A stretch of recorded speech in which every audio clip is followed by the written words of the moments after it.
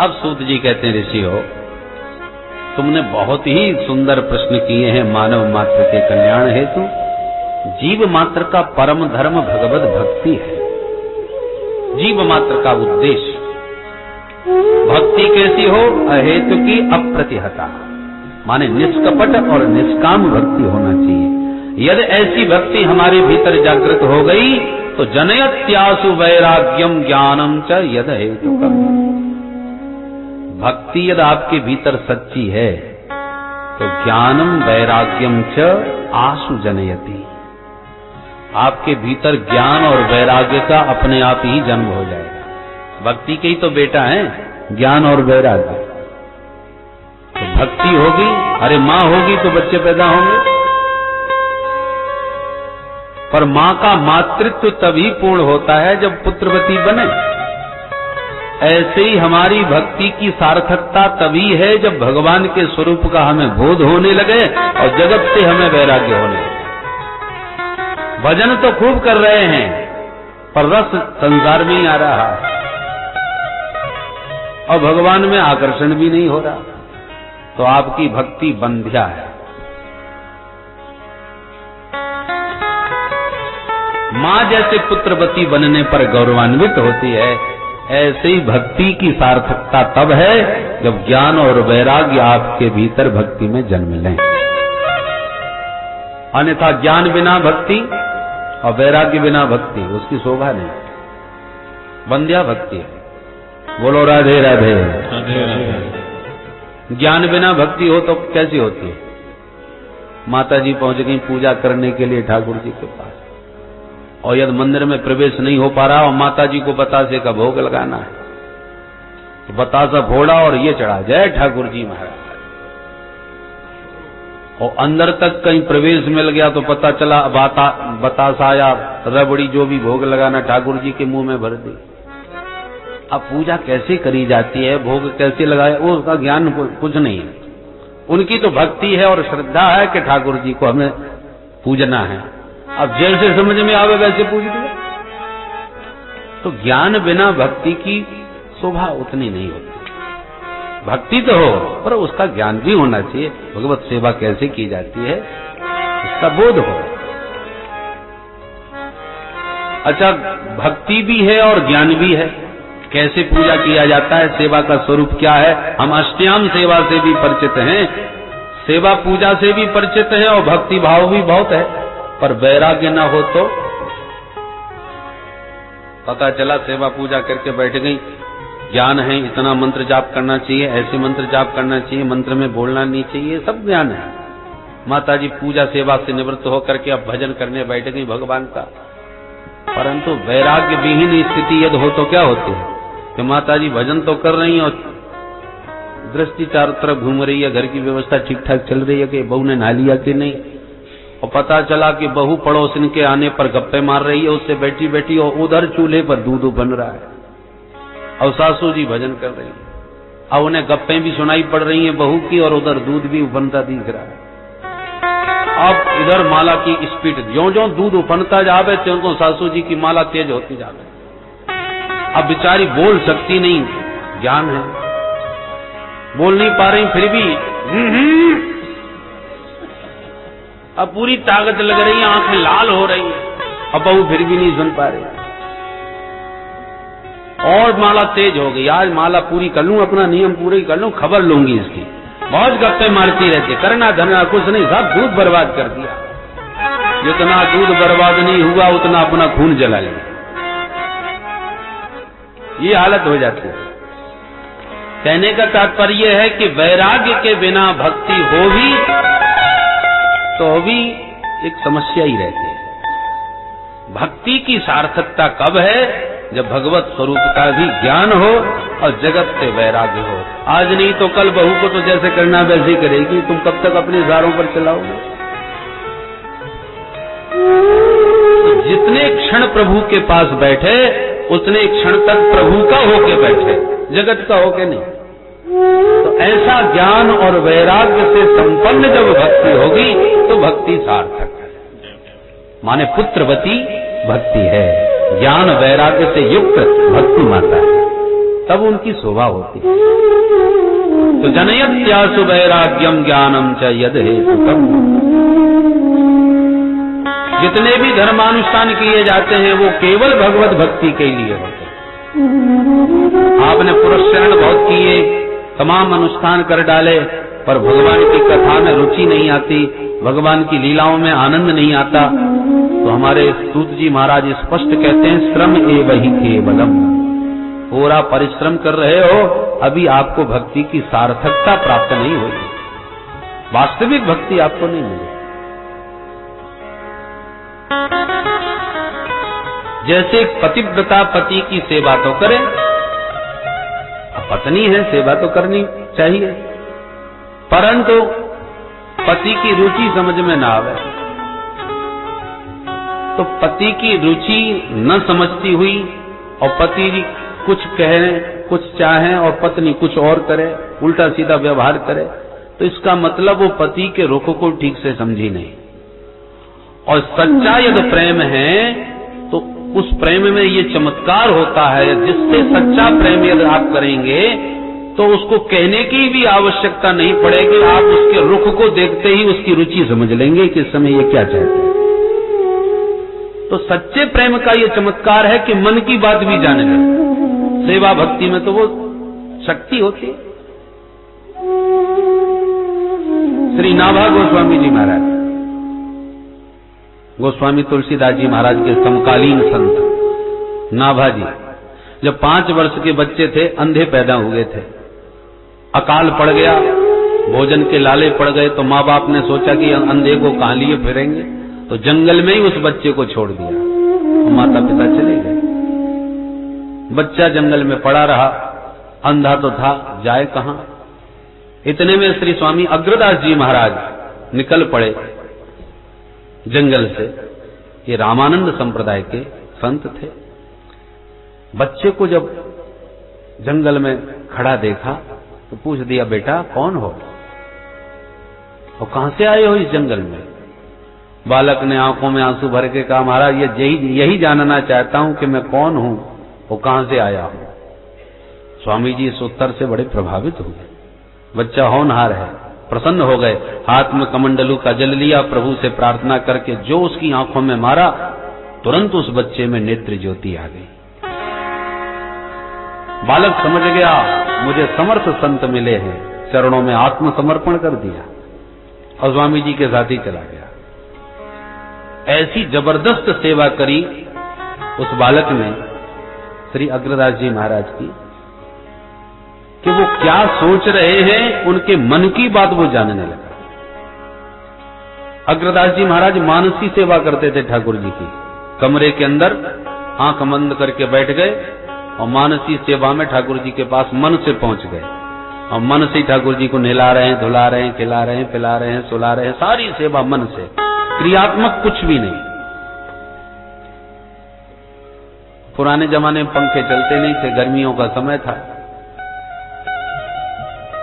पुराने जमाने वो वस्त्र सा लटका रहता था रस्सी से, यूं खींच खींच करके, आज भी बिहारी जी में लटका है, तो ऐसे उसी से ही हवा होती थी।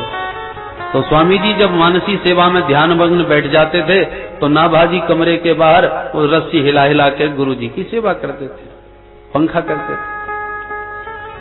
अब मानसी सेवा चल रही थी अग्रदास जी की ध्यान मग्न, और ध्यान में ठाकुर जी को नहला दिया, नहला करके बढ़िया बढ़िया इत्र चंदन सब लगा के वस्त्रालंकार धारण करा दिए और बढ़िया फूलों की माला गूंथ करके भाव से पहनाना चाह रहे थे। माला गूंथ ली, हाथ में भी ले ली, और जैसे ही पहनाने को हो गए कि उनका एक कृपा पात्र शिष्य उद्योगपति व्यापारी था, पानी के जहाज से बहुत सारा धन लेकर के, वैभव लेकर के, संपत्ति लिए जा रहा था। अचानक तूफान ने लहरों में उसके जहाज को घेर लिया और इतनी जोर से जहाज डगमगाने लगा कि किसी भी पलट सकता था, समुद्र में डूबने ही वाला था कि आर्त भाव से पुकार उठा, हे गुरुदेव रक्षा करो, हे गुरुदेव रक्षा करो। आर्त भाव से जब गुरुदेव को पुकारा तो गुरुदेव का हृदय हिल गया। तो माला लिए जो ठाकुर जी को पहनाने को बैठे थे भाव में, वो माला नहीं पहना पा रहे, दुविधा में माला लिए ही बैठे रह गए, भाव में आंख बंद किए। गुरुदेव दुविधा में हैं, ये बात नाभाजी बाहर बैठे बैठे जान गए, और किस दुविधा में है वह भी समझ गए। तुरंत प्रभु से प्रार्थना करी नाभाजी ने, हे प्रभु, गुरुदेव की इस पंखा सेवा से जो भी मुझे फल प्राप्त हो रहा है, सुकृत पुण्य प्राप्त हो रहा है, वो पुण्य मैं अपने गुरुदेव, अपने गुरु भाई को प्रदान करता हूँ। मेरे गुरु भाई का वह संकट टल जाए, वो तूफान शांत हो जाए। ये संकल्प नाभाजी महाराज ने किया कि तूफान एकदम शांत हो गया। जहाज बड़े आनंद से आगे बढ़ गया और नाभाजी ने बाहर से आवाज लगाई, गुरुदेव तूफान एकदम शांत है, जहाज बिल्कुल सुरक्षित है, आप प्रेम से माला पहनाइए।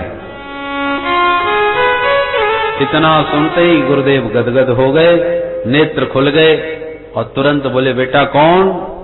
तब दौड़ के अंदर आए, नाभाजी चरणों में प्रणाम किया, आपका चरणों का दास ये नाभा है। बोले, वाह बेटा, मैं इस समय मन से भी क्या सोच रहा हूं वो तू जानता है। तुझे संत सेवा से वो दृष्टि प्राप्त हो गई जो आज तक हम लोग भी ठीक से नहीं देख पाए, वो तू देख रहा है। इसलिए बेटा तू सिद्ध दृष्टि को प्राप्त कर चुका है। अब मेरी आज्ञा है, तू कलयुग में हुए भक्तों का चरित्र लिख, क्योंकि सतयुग द्वापर त्रेता के भक्तों के चरित्रों से तो शास्त्र भरे पड़े हैं, और कलयुग के प्राणी यही सोचते हैं कि प्रहलाद जी हुए थे सतयुग में, तो उस युग में भगवान आया करते थे। हम तो कलयुग के प्राणी हैं, भला हमको भगवान कैसे मिल सकते हैं? तो कलयुग में किसको कैसे भगवान मिले, उन भक्तों का चरित्र तुम लिखो। नाभाजी बोले, गुरुदेव मैं पढ़ा लिखा कुछ हूं नहीं, आपके चरणों की सेवा के अतिरिक्त तो कुछ जानता नहीं, क्या लिखूंगा, कैसे लिखूंगा? स्वामी जी बोले, जब तू मेरे मन की बात जान सकता है बेटा, तो जिस चरित्र को तू लिखने बैठेगा उस चरित्र नायक के मन की बात भी तू जान जाएगा। जिसका चरित्र लिखेगा वही चरित्र तेरे सामने प्रकट हो जाएगा। ये मेरी आज्ञा और आशीर्वाद है। तब नाभाजी महाराज ने भक्तमाल जैसे ग्रंथ की रचना प्रारंभ करी, जिसमें एक से एक सुंदर कलयुग के भक्तों का चरित्र गाया गया है। अवसर मिले तो कभी उस भक्तमाल का आप अध्ययन करें कि इस कलिकाल में भी कैसे कैसे भक्त हो गए हैं, किस प्रकार से उन्हें भगवान की कृपा प्राप्त हुई। अवसर आने पर एक दो प्रसंग कथा के माध्यम से आपको निवेदन करूंगा। कहने का तात्पर्य है कि सेवा और समर्पण में वो शक्ति होती है कि जिसकी हम सेवा कर रहे हैं उसकी मन की गति भी हम जाने। उसी प्रकार जब भगवत सेवा करोगे और सच्चे मन से भक्ति भाव से करोगे तो इसमें बिल्कुल भी संदेह नहीं कि जगत से विरक्ति और गोविंद में अनुरक्ति अपने आप ही हो जाए। और भक्ति सच्ची होना चाहिए, दिखावटी नहीं। भक्ति में दर्शन की उत्कंठा हो, प्रदर्शन न हो। तो जनयत्यासु वैराग्यम, तो निश्चित रूप से जगत से वैराग्य होगा और भगवान से अनुराग होगा। मेरे तो गिरधर गोपाल दूसरों न को। गिरधर गोपाल जब मेरा लगने लगे तो दूसरा अपने आप ही दूर हो जाएगा। ये भक्ति का चमत्कार है, भक्ति के पुत्र है, ज्ञान और वैराग्य। मानव जीवन का उद्देश्य ही भगवान से अनुराग करना है। जीवन का लक्ष्य क्या है? तत्व को जानना। सूत जी स्पष्ट कहते हैं, बहुत काम कर लेना जीवन की सार्थकता नहीं। एक गधा जिंदगी भर कितनी मेहनत करता है मालिक के लिए, कितना कितना बोझा ढोता है, और बोलो मालिक ने कभी धन्यवाद दिया है? वाह बेटा, तूने मेरे लिए इतना समर्पण किया, अपना जीवन मुझे झोंक दिया। किसी गधे को कोई धन्यवाद नहीं मिला। जब मिला तो दो डंडे ही मालिक के खाने को मिले, और काम का नहीं रहा तो धक्का मार के और भगा दिया। उस समर्पण और उस मेहनत का क्या फल मिला? इसलिए बहुत कर्म कर लेना जीवन की कुशलता नहीं है। कर्तव्य पालन करना चाहिए, और कर्तव्य पालन में ही पूरा जीवन समर्पित कर देना यह बुद्धिमानी नहीं। परम लक्ष्य को मत भूलो। परम लक्ष्य क्या है? भगवत प्राप्ति, उस तत्व को प्राप्त करना, समझना। कौनक जी बोले, ये तत्व क्या चीज है? तत्व की परिभाषा क्या है? तत्व की परिभाषा देते हैं। वदन्ति तत्तत्त्वविदः तत्त्वं यद् ज्ञानमद्वयम् ब्रह्मेति परमात्मेति भगवानिति सद्यते। वदन्ति तत्तत्त्वविदः तत्त्वं यद् ज्ञानमद्वयम्।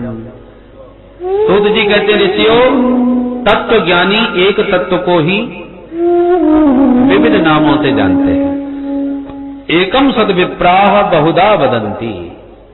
तत्व एक ही है, पर ज्ञानियों से पूछा जाए तो ज्ञानी उस तत्व को कहेंगे ये ब्रह्म है। योगियों से पूछा जाए तो वो उसी तत्व को परमात्मा कहेंगे। भक्तों से पूछा जाए तो वो उसी तत्व को भगवान कहेंगे। ब्रह्मेति परमात्मेति भगवान इति शब्दते, ये शब्द संज्ञा है, तत्व वही है। तो प्रश्न उठता है, ब्रह्म में, परमात्मा में और भगवान में भी भेद है क्या? बोले हाँ, बहुत भेद है। क्या भेद है भाई? प्राय हम लोग ब्रह्म कहें चाहे परमात्मा कहें चाहे भगवान कहें एक ही बात समझते हैं। बोले एक ही नहीं है, भेद है उसमें। भेद क्या है? बोले ब्रह्म का मतलब है जो व्यापक हो, निर्गुण निराकार जो तत्व है उसका नाम है ब्रह्म। और सगुण साकार तत्व जो है उसका नाम है भगवान। और सगुण निराकार जो तत्व है उसका नाम है परमात्मा। जरा गंभीरता से इस विषय पर ध्यान दें। एक उदाहरण से देखें, ये बिजली है। बिजली तो पहले भी थी, परंतु पहले निर्गुण निराकार के रूप में बिजली व्याप्त थी, हमारे प्रयोग में नहीं थी। पर बिजली की शक्ति तो थी, भले ही हम उससे अनभिज्ञ थे, वो हमारे प्रयोग में न थी, फिर भी आज से 100 साल पहले भी बिजली तो थी, बिजली की शक्ति तो थी, पर वो शक्ति निर्गुण निराकार के रूप में व्याप्त थी। पर वैज्ञानिकों ने अनुसंधान किया, शोध किया, प्रयास किया, तो वही बिजली उत्पन्न होने लगी, सगुण हो गई, बिजली का आविष्कार हो गया और तार में करंट के रूप में वह बिजली आविष्कृत हो गई। तो इस समय उस बिजली का नाम हो गया फिर सगुण निराकार परमात्मा। पहले थी वो ब्रह्म, व्यापक थी, पर पानी आदि के संग्रह को करके वैज्ञानिकों ने बिजली उत्पन्न हुई करी, तो उसका नाम हो गया सगुण निराकार तत्व अर्थात परमात्मा।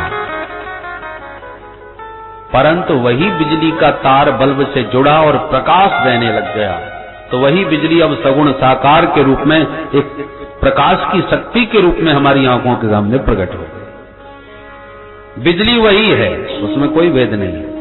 पहले वो निर्गुण निराकार के रूप में व्याप्त थी, फिर सगुण निराकार के रूप में करंट के रूप में प्रकट हुई और फिर बल्ब के माध्यम से आलोकित होने लगी, प्रकाशित होने लगी, तो वही भगवान के रूप में अभिव्यक्त हो गई, सगुण साकार बन गई। बोलो राधे राधे।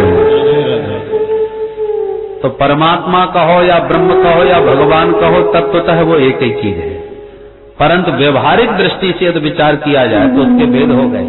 दूसरे दृष्टांत से देखो, पानी कहो या बर्फ कहो या भाप कहो, ये दृष्टांत ज्यादा सुगम है। तत्वतः एक ही चीज है। पानी कोई बर्फ में रख दिया, वो फ्रिज में रख दिया, वो बर्फ बन गया, तो उसी पानी का नाम हो गया बर्फ। और यदि पानी को खौला दिया आग पे चढ़ाकर तो भाप बन के निकल गया, उसी पानी का नाम हो गया भाप। अब भाप कहो या बर्फ कहो या पानी कहो तो एक ही चीज है। पर हमको लगी प्यास, हमने कहा जरा एक गिलास पानी देना, और आपने बर्फ का डेला पकड़ा दिया, तो मांगने वाला नाराज हो जाएगा, तुम्हारा माथा खराब है, हम पानी मांग रहे हैं, तुम बर्फ दे रहे हो, और तुम तर्क ये दो कि ये भी तो वही चीज है।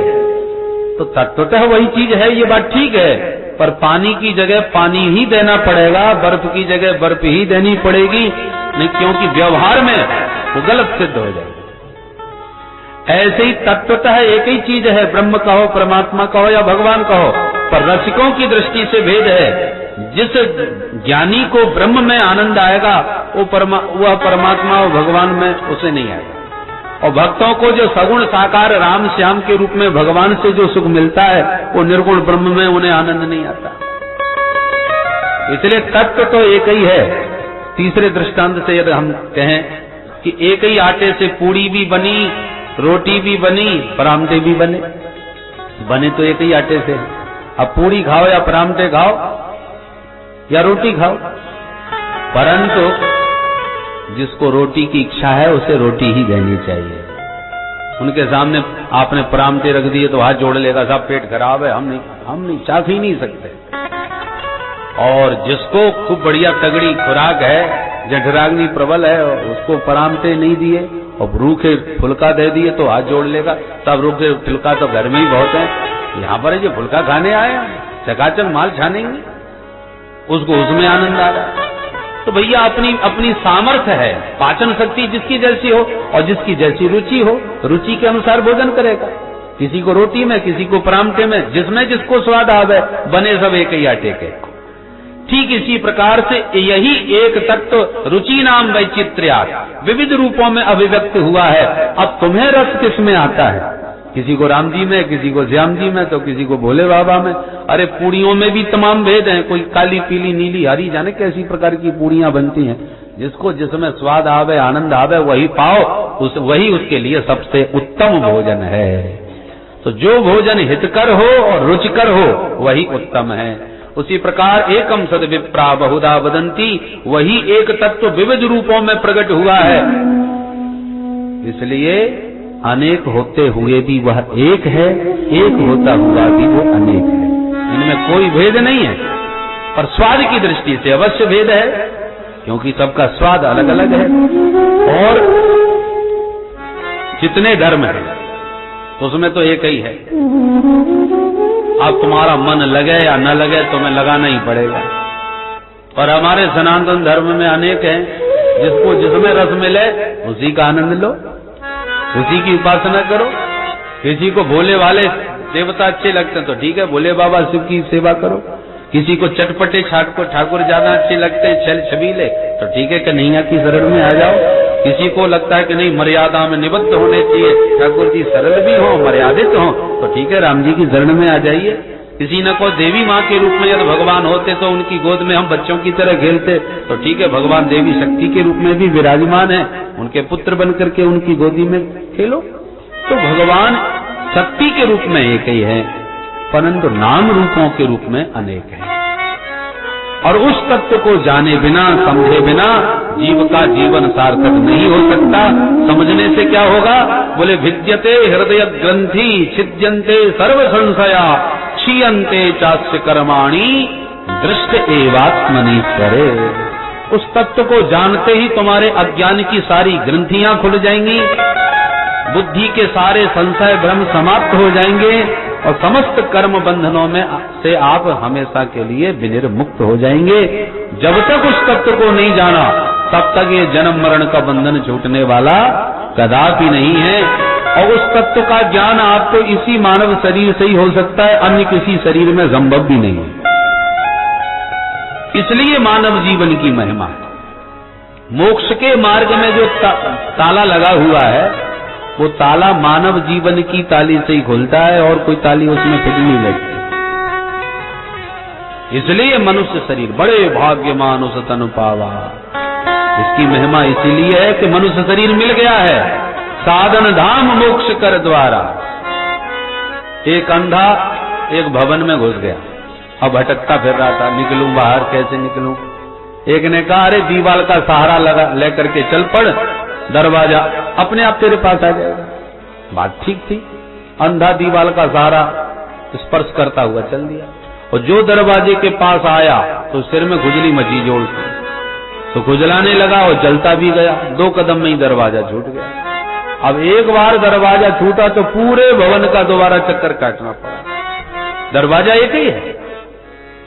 ऐसे ही 84 लाख योनियों के चक्रव्यूह में मोक्ष का दरवाजा केवल मानव शरीर है।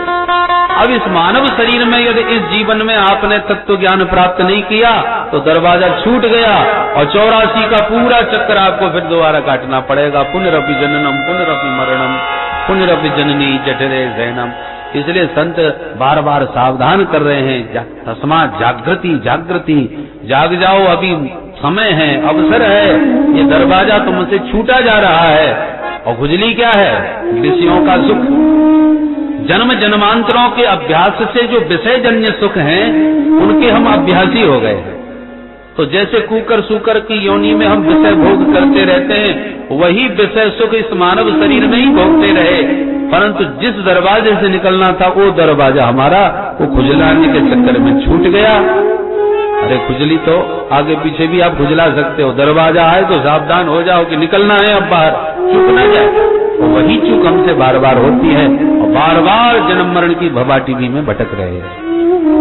इसलिए सावधान हो करके दरवाजे पर खड़े तो हैं, बाहर निकल जाए तो कुशलता और नहीं निकले तो फिर जैसे अन्य शरीर है वैसे मनुष्य शरीर में भी वो आपने वही सब काम किए, आहार निद्रा भय मैथुन, क्या विशेषता रही?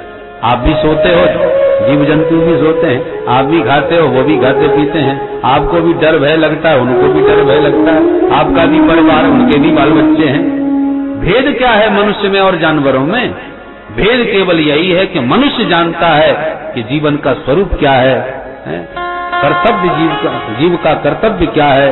तत्व ज्ञान की योग्यता मनुष्य में है, इसलिए मानव जीवन की महिमा है। और उसको हमने नहीं पाया तो जानवरों की तरह अपना जीवन गंवाया। इसलिए विद्यते हृदय ग्रंथि छिद्यन्ते सर्व संशय। अरे मनुष्य जीवन में भी आप विचार करके देखिए, कई लोग ऐसे भी हैं कि बुढ़ापा आ गया अभी तक यही विश्वास नहीं जमा पाए कि भगवान होते हैं कि नहीं। पहले तो विश्वास तो दृढ़ बने तब तो उपासना आगे बढ़े, विश्वास ही पक्का नहीं हो पाया। एक सज्जन तो ईश्वर का खंडन नहीं किया करते थे, मैं भगवान को नहीं मानता, लोगों की कपोल कल्पनाएं, झूठी सब बातें, मुझे तो कहीं कुछ नहीं अनुभव हुआ, ना कोई दिखा, इसलिए मैं कैसे मान लूं। एक मित्र ने उसकी जेब में हाथ डाला तो अचानक माला झोली निकल पड़ी। मित्र हैरान होके बोला, तू तो ईश्वर का हमेशा खंडन करता है, मैं भगवान को नहीं मानता, तो माला झोली तेरे जेब में कैसे पड़ी? तो हंस करके बोला, देखो भाई, मुझे विश्वास तो पूरा है कि भगवान हो नहीं सकते, पर कभी कभी सोचता हूं यदि भगवान हुए तो मैं ही उनका विरोध करता रहता हूं, दुनिया तो बहुत लोग मान रहे हैं उनको, तो कहीं जो मानने वाले हैं और सचमुच भगवान यदि हुए तो मेरी तो बड़ी दुर्गति कर देंगे। इसलिए अकेले में एक हाथ माला जप लेता हूं और कह भी देता हूं वैसे तो आप हो नहीं, और यदि आप हो तो देखो हम भी भजन कर रहे हैं महाराज, थोड़ी बहुत कृपा हम पे भी। ये हालत है हम लोगों के मन की, विश्वास नहीं। अच्छा एक बात बताओ, भगवान को मानने में क्या घाटा है और न मानने में क्या हानि है? दोनों पर विचार करो, तटस्थ भाव से विचार करो।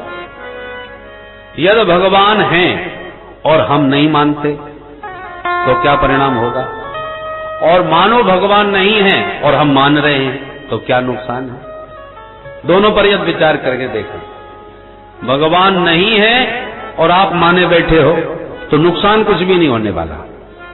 झूठे भी यदि माने, एक कल्पना कर लो कि भगवान नहीं है और आप मान रहे हो तो बुरा काम तो कुछ नहीं होगा, भगवान के डर से, दुराचरण से ही बचोगे, भगवान के भय से गलत काम नहीं करोगे, अच्छा ही अच्छा होगा, बुरा कुछ नहीं होने वाला।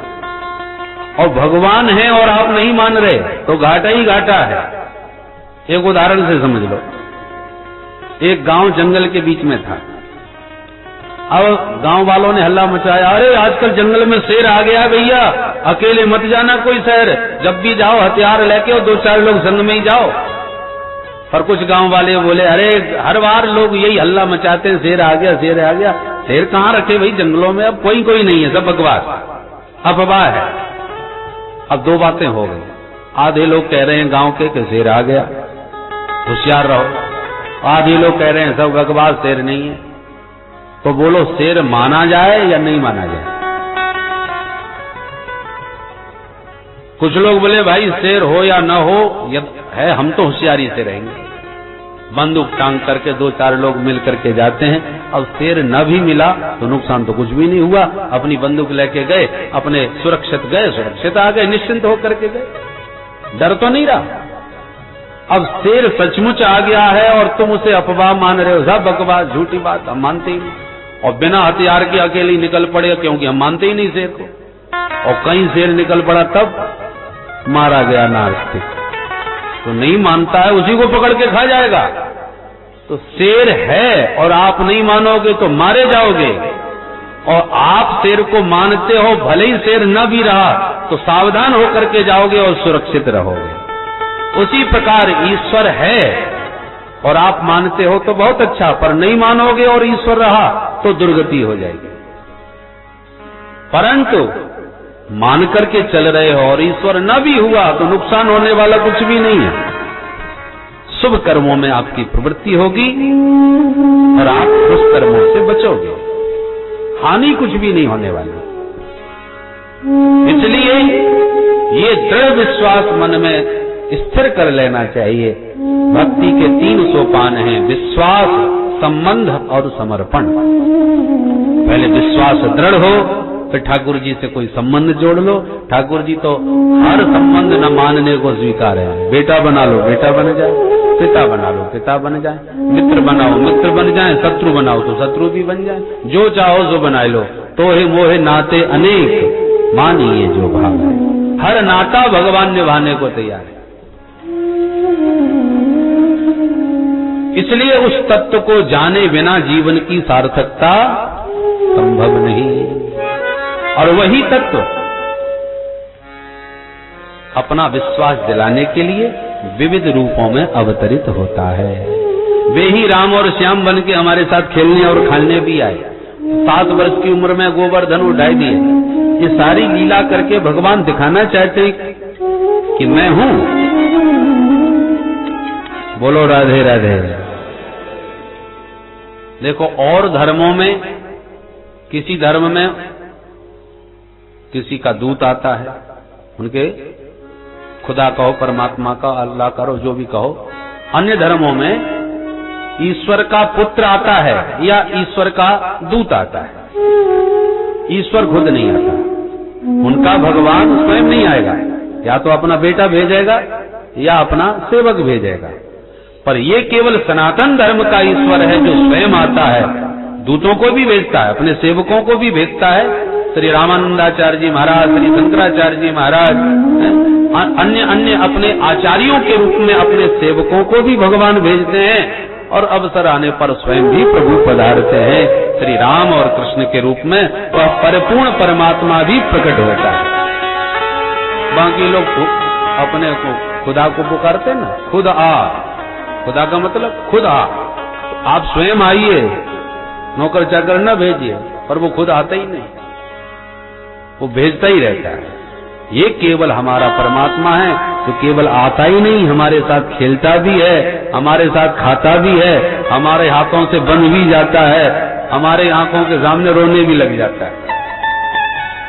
तो एक और तो शेष महेश गणेश दिनेश सुरेश हो जाए निरंतर ध्यान, इतना दुर्लभ है वो तत्व। परंतु दुर्लभ ही, जो वस्तु बहुत ज्यादा दुर्लभ बन जाए ना, व्यक्ति उसके प्रति उदासीन हो जाता है। अरे हमको मिलने वाली तो है नहीं, तो फायदा क्या कल्पना करने से। तो जो वस्तु मिलने वाली न हो, व्यक्ति उससे उदास हो जाता है। छोड़ो, चक्कर में क्यों पड़ो जब मिल ही नहीं सकते। पर भगवान कहते नहीं नहीं, हम साथ में आकाश के खुदा नहीं है, हम तो तुम्हारे पास आ भी सकते हैं, तुम्हारे साथ खेलेंगे भी, तुम्हारे साथ खाएंगे भी। इसलिए स्वयं अवतार लेते हैं। अवतार का अर्थ क्या है? अवतरणम, अपनी सत्ता से, अपनी भगवत्ता से जो नीचे उतर आवे, हमारे बीच में खेलने खाने लग जावे, उसका नाम है अवतार। जो भक्तों के बीच में आ जाए, अवतरणम। हम लोग कुएं में गिरे हुए हैं। संसार क्या है? भवकू। और परमात्मा संसार में उतरे हुए। एक सज्जन कुआं में गिर गए। अब गिरने के बाद रो रहे थे, भैया बचाओ बचाओ, निकालो मेरे को। चिल्ला रहा था। एक साथी ने सुन लिया, उसने तुरंत कमर में रस्सी बांध करके धीरे से नीचे उतर गया। तब तक और भी लोग इकट्ठे हो गए, भैया कुआं में गिर गया, कुआं में गिर गया। एक बोला एक नहीं गिरा, 2 गिर गए। 2 गिरे? बोले हाँ देखो 2 खड़े।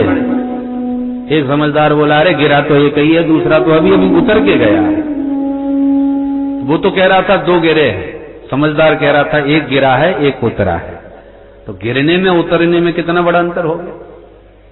जो गिरेगा वो चोट खाएगा, घबराएगा, अकुलाएगा, निकलने के लिए आतुर हो जाएगा, व्याकुल हो जाएगा। और जो उतरा है उसे न कोई चोट है, न कोई भय है, न व्याकुलता है, क्योंकि अपनी मर्जी से उतर के गया है, अपनी मर्जी से जब चाहे चढ़ जाए। तो गिरने उतरने में बहुत अंतर है। तो संसार क्या है? भवकूप। हम लोग इसमें गिरे भये हैं, कर्मों के जाल में फंसकर गिर गए। अब गिरने के बाद हम निकलने के लिए छटपटा रहे हैं, हे प्रभु उद्धार करो, कल्याण करो, उबारो, तारो। हम लोग पुकार रहे हैं। और जब जीव बहुत ज्यादा आतुर होकर पुकारता है प्रभु को, तो भगवान फिर उतर के आ जाते हैं। उसी का नाम है अवतार। इसी कुएं में ठाकुर जी फिर अपनी इच्छा से उतर आते हैं, और उतर के आते हैं, जीवों को गले से लगाते हैं और सबका कल्याण करके अपने साथ में इस कुएं से बाहर भी ले जाते हैं। अयोध्यावासिनः पूर्वम यथा रामेण संगता। तो जैसे ठाकुर जी उतर के अपने भक्तों को, जीवों को उबार ले जाते हैं, जैसे वो कुएं में गिरे हुए को उसका साथी हाथ पकड़ के बाहर ले। ऐसे राम जी के प्राकट्य पर गोस्वामी जी महाराज बोले, यह चरित जे गावहि हरिपद पावहि तेन परय भवकूपा। यह चरित जे गावहि हरिपद पावहि तेन परय भवकूपा। यह चरित जे गावहि हरिपद पावहि तेन परय भवकूपा।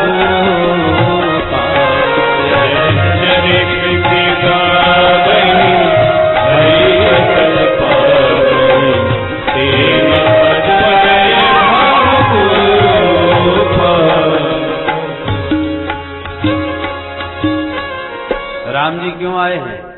गोस्वामी जी कहते हैं वो इसलिए आए हैं कि सुंदर सुंदर लीला करेंगे। उन लीलाओं से फायदा क्या मिलेगा? मैं निवेदन कर रहा था, रावण को मारने राम जी नहीं आए, तो काय के लिए आए? सुंदर सुंदर लीला करने आए हैं, ताकि उन चरित्रों का चिंतन करके, गान करके, वर्णन करके भक्तों का चित्त भगवान के चरित्रों में लगे, उनके चरणों में लगे। उससे फायदा क्या होगा? बोले जो उनके चरित्रों को गाएगा और सुनेगा, ते न परहि भवकूपा। फिर इस भवकूप में, इस कुएं में वो दोबारा नहीं गिरेगा। राम जी के पावन चरित्र उसके चित्त को अपनी ओर आकृष्ट करके इस कुएं से उन्हें उबार ले जाएंगे। ते न परहि भवकूपा। तो भवकूप में तो गिर गए हैं, आप चरित्रों का चिंतन करेंगे, राम जी के चरित्रों का ध्यान करेंगे, तो निश्चित इस कुएं से बाहर निकल जाएंगे। और ऐसे निकलेंगे कि दोबारा कभी गिरने का अवसर ही ना आवे। ते न परहि, फिर दोबारा नहीं पड़ते वो गिर इस कुएं में। तो इस प्रकार से उसी एक तत्व के विविध रूपों में अवतार होते हैं। उनमें 24 अवतार प्रमुख रूप से श्री सूत जी महाराज ने गिनाए। भगवान के कलावतार, आवेशावतार, अवतार के कई भेद हैं, पर परिपूर्ण अवतार केवल श्री राम और श्याम का है। एते चांद कला पुंसः कृष्णस्तु भगवान स्वयं। सौनक जी बोले, महाराज एक बात और बताइए कि जो भागवत आप हमें वर्णन करके सुना रहे हो, इसकी रचना किसने करी? सूत जी बोले, द्वापर के अंत में श्री वेद व्यास जी महाराज हुए, और व्यास जी महाराज ने जीवों की, कलयुग की प्राणियों की दुर्गति जब देखी तो द्रवीभूत हो गए। ऐसे जीवों का कैसे कल्याण हो? संत त्रिकालज्ञ होते हैं, क्या होगा, क्या हो रहा है, क्या हो चुका, तीनों को प्रत्यक्ष देखते हैं।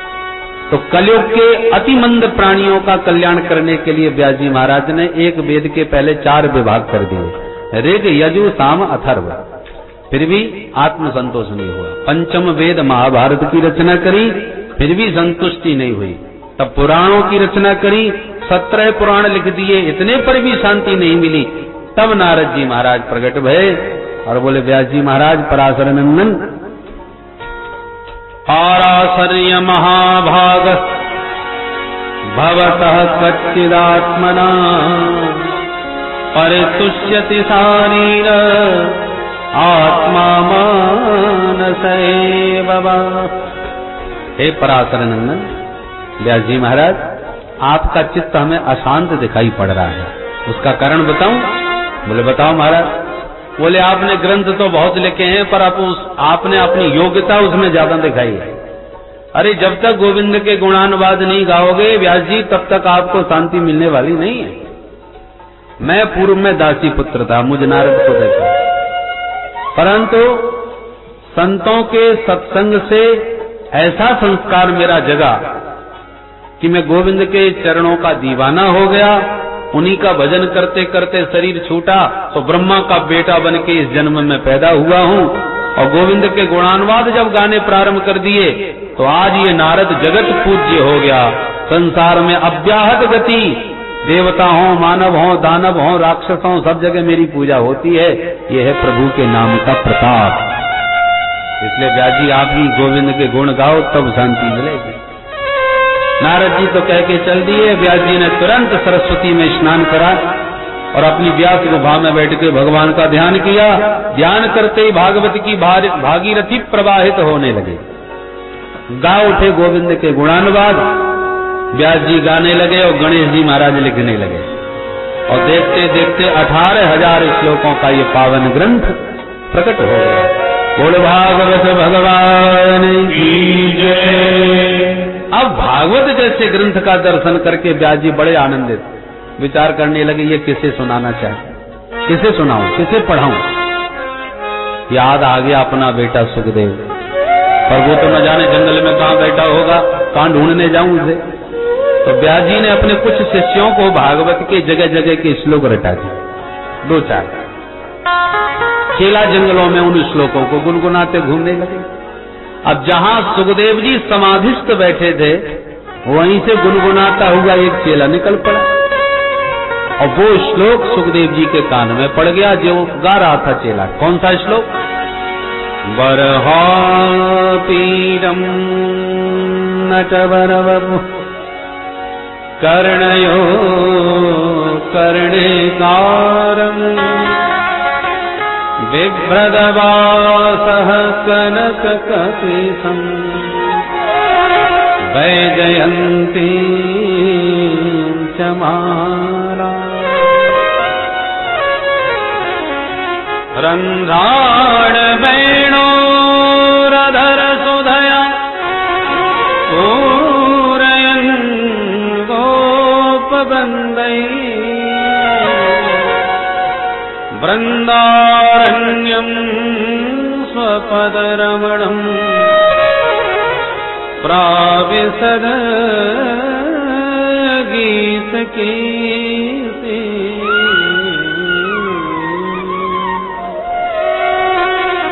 मोर के पंख का मुकुट धारण किए माधव गैया चराते, बैजंती माला को लहराते, पीतांबर फहराते, बंसी बजाते, शाम के वक्त ग्वालों से घिरे हुए गोपाल अपने वृंदारण्य में प्रवेश पा रहे हैं। जो इस गोपाल की झांकी इस श्लोक के माध्यम से सुखदेव जी ने कानों से सुनी तो मोर मुकुट बंसी वाला श्रवण रंध्र से हृदय में आकर के खड़ा हो गया। अब सुखदेव जी तो निर्गुण ब्रह्म का ध्यान लगाए रहे थे, पर गोविंद की मनोहारिणी छवि जब हृदय में उतर गई इस श्लोक के द्वारा तो दीवाने हो गए, उठ के खड़े हो गए। ऐसे मोर पंख वाले का तो दर्शन करूंगा, अवश्य मिलूंगा। चित्त छटपटा उठा मिलने को। फिर ध्यान में आया सुंदर बहुत है, पर स्वभाव का न जाने कैसा होगा। हम पागलों की तरह दीवाने बने उसके पीछे भागते फिरे और वो हमें पीछे मुड़ के ही ना देखे, हमसे बातें ही ना करे, वो हमें पूछे ही नहीं। तो ऐसे के पीछे भागने से क्या फायदा जो हमसे बात ही नहीं करना चाहता। स्वभाव का यदि कठोर हुआ तो हमारे किस मतलब का। ऐसे के पीछे नहीं जाना चाहिए। हाँ सुंदर तो है पर स्वभाव का तो पता नहीं ना कैसा होगा। तो पुनः अपने चंचल चित्त को सावधान किया, तो दुनिया के चक्कर में न पड़ो, ब्रह्म का चिंतन करो, मन को समझाने लगे। तब तक उस चेला ने दूसरा श्लोक सुना दिया। दूसरे में भगवान के स्वभाव का वर्णन था। अहो बकीयं स्तनकालकूटम्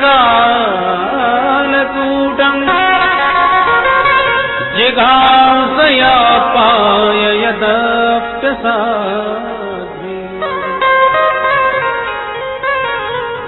लेभे गतिं दातृचितां ततोऽन्यम् कम्बादयालुं शरणं व्रजे कम्बादयालुं शरणं व्रजे।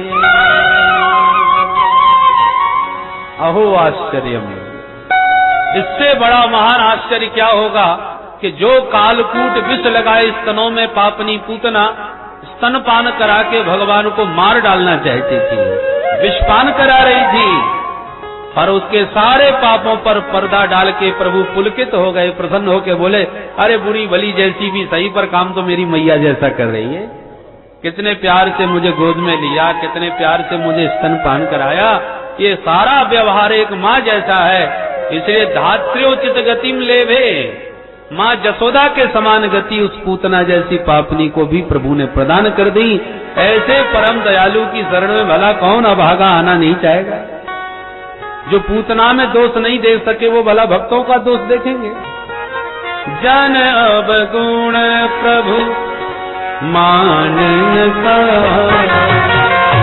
जन अब गुण प्रभु मान का, जन अब गुण प्रभु मान का, जन अब गुण प्रभु मान का, दीन बंधु अति मृदुल सुभाव, दीन बंधु अति मृदुल सुभाव, दीन बंधु अति मृदुल सुभाव, दीन बंधु मृदुल सुभाव, अति मृदुल सुभाव, अति मृदुल सुभाव, अति मृदुल सुभाव, अति मृदुल सुभाव। दीवाने हो गए सुखदेव जी, वाह! इतना सुंदर होने के साथ साथ इतना दयालु, इतना कृपालु, अब नहीं चूकना चाहिए। हरे गुणाक्षिप्त मति भगवान बादरायणी। उठ के खड़े हो गए और भागे भागे आए, भैया बड़े प्यारे श्लोक सुनाए, जरा दो चार और गुनगुना दो। चेला बोला, हमारे गुरुजी ने 2 ही सिखाए थे, और सुनना चाहो तो चलो गुरुजी के पास। 18,000 श्लोकों का एक बड़ा सुंदर ग्रंथ बनाया है, उसमें ऐसे ही सब सुंदर सुंदर श्लोक हैं। तो ही दीवाने सुखदेव जी उस चेला के बहाने दौड़े दौड़े चले आए और व्यास जी के चरणों में साष्टांग प्रणाम किया, उठा करके पुत्र को हृदय से लगा लिया और बोले, बेटा ये ग्रंथ तुम जैसे परमहंसों के लिए ही मैंने तैयार किया है, बैठो। और मन में पुलकित हैं व्यास जी, जो पैदा होते ही भाग गया था, मेरे गोविंद के चरित्रों का चमत्कार है, जो चुंबक की तरह उसे खींच लाया। प्रभु का चरित्र सुखदेव जी को खींच कर पुनः व्यास जी के पास ले आया। अध्यगान महदाख्यानम, तब अपने प्रिय पुत्र को व्यास जी महाराज ने सांगोपांग संपूर्ण भागवत संहिता का श्रवण कराया। और भागवत रस में डूबे हुए महामुनि श्री सुखदेव जी एक दिन घूमते हुए इसी पावन बरगद के नीचे बैठे और अवसर पा करके परीक्षित के माध्यम से सारे संसार को भागवत सुधारक पान करा दिया। बोलो भागवत भगवान की जय, सुखदेव जी महाराज की जय। तो सुखदेव महाप्रभु ने परीक्षित को कथा क्यों सुनाई, इसका कारण द्वितीय सत्र में सुनाएंगे। ठीक 2:30 बजे पुनः आप पधारिए। आइए मिलकर के गोविंद नाम स्मरण करते हुए वाणी को जरा।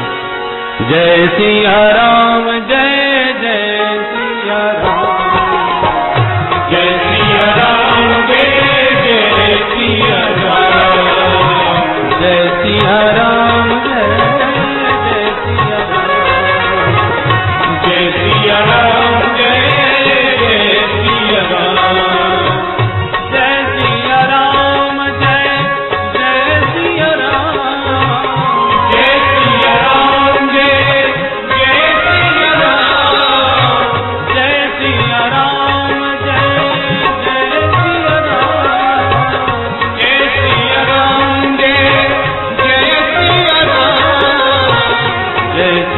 राम जय हो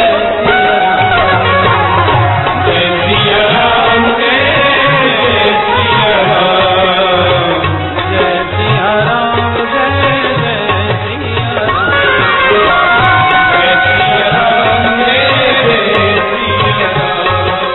श्री कृष्ण गोविंद हरे मुरारी हे नाथ नारायण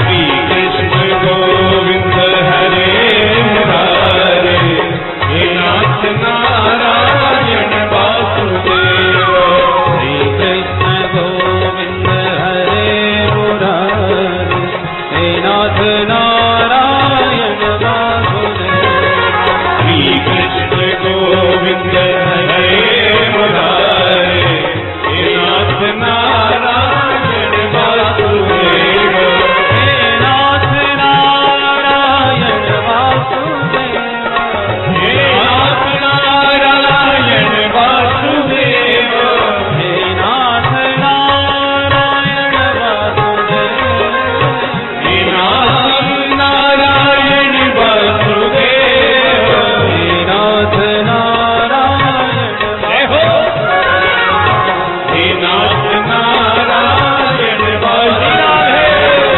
हे कृष्ण गोविंद हरे मुरारी हे नाथ नारायण वासुदेव श्री कृष्ण गोविंद हरे मुरारी हे नाथ नारायण वासुदेव श्री कृष्ण गोविंद हरे मुरारी हे नाथ नारायण वासुदेव श्री कृष्ण गोविंद हरे मुरारी हे नाथ नारायण वासुदेव श्री कृष्ण गोविंद हरे मुरारी हे नाथ नारायण वासुदेव श्री कृष्ण गोविंद हरे मुरारी हे नाथ नारायण वासुदेव हे नाथ नारायण वासुदेव